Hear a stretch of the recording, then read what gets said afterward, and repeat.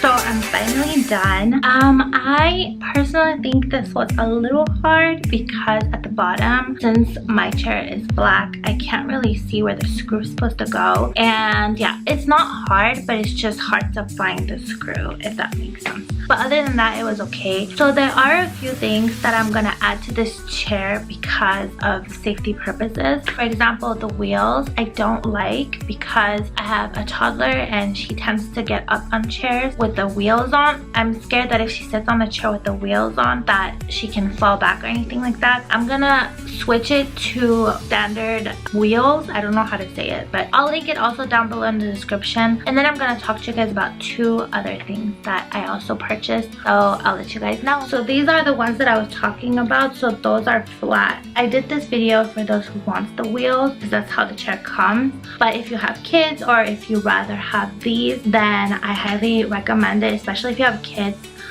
to switch it to those. But I will link them also down below in the description because those are a lifesaver.